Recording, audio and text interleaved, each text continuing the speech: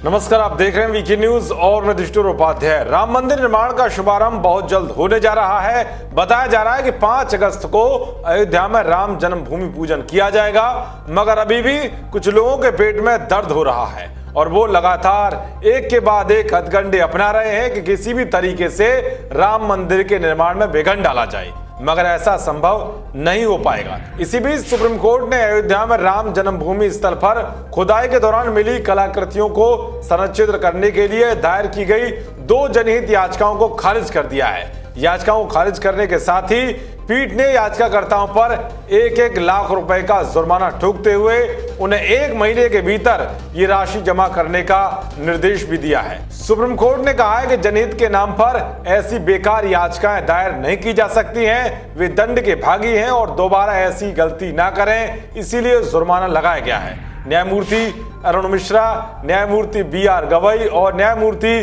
कृष्ण मुरारी की पीठ ने इन याचिकाओं को गंभीरता से विचार करने योग्य नहीं पाया। अदालत ने साफ कहा है कि 5 संसदीय पीठ इस मामले में अपना फैसला सुना चुकी है। इन जनहित याचिकाओं के माध्यम से इस निर्णय को खत्म करने का प्रयास हो रहा है। पीठ ने याचिकाकर्ताओं से जानना चाहा है कि उन्होंने संविधान के अनुच्छेद 32 के अंतर्गत शीर्ष अदालत में याचिका क्यों दायर की। पीठ ने कहा कि आप इस तरह की तुच्छ याचिका कैसे दायर कर सकते हैं। इस तरह की याचिका से आपका तात्पर्य क्या है? क्या आप ये कहना चाहते हैं कि कानून का शासन नहीं है और न्यायालय के 5 न्यायाधीशों की पीठ के फैसले का कोई पालन नहीं करेगा? यानी कि याचिकाकर्ताओं को कोर्ट ने फटकार लगाते हुए 1-1 लाख रुपए का आर्थिक दंड लगाकर ये साफ कर दिया है कि आगे से कोई इस तरह की हरकत करने की कोशिश भी ना कर सके। तो भाई, केंद्र सरकार की ओर से सॉलिसिटर जनरल तुषार मेहता ने कहा है कि न्यायालय को याचिकाकर्ताओं पर अर्थदंड लगाने के बारे में विचार करना चाहिए।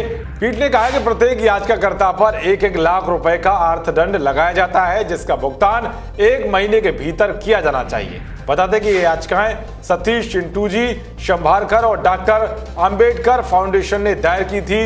इनमें इलाहाबाद उच्च न्यायालय में सुनवाई के दौरान अदालत की निगरानी में हुई खुदाई के समय मिली कलाकृतियों को संरक्षित करने का निर्देश देने का अनुरोध किया गया था। इन याचिकाओं में नए राम मंदिर के लिए नींव की खुदाई के दौरान मिलने वाली कलाकृतियों को भी संरक्षित करने और ये काम पुरातत्व सर्वेक्षण की निगरानी में कराने का अनुरोध किया था।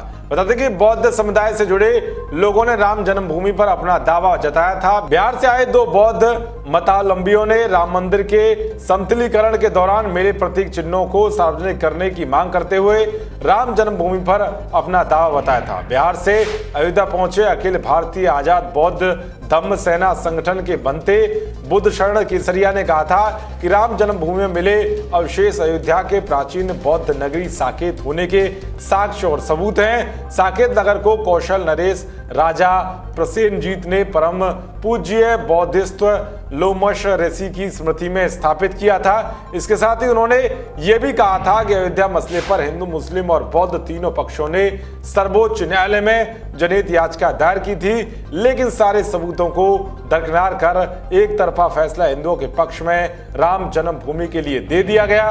बता दें कि सुप्रीम कोर्ट ने पिछले साल 9 नवंबर को अपने ऐतिहासिक फैसले में अयोध्या में जन्मभूमि स्थल पर राम मंदिर निर्माण के लिए एक न्यास गठित करने का निर्णय दिया था। न्यायालय ने इसके साथ ही मस्जिद के लिए 5 एकड़ भूमि आवंटित करने का सरकार को निर्देश भी दिया था, लेकिन फिर भी कुछ लोगों को कोर्ट का यह फैसला रास नहीं आ रहा है। इसलिए अब कोर्ट ने ऐसे लोगों को सबक सिखाना भी शुरू कर दिया है।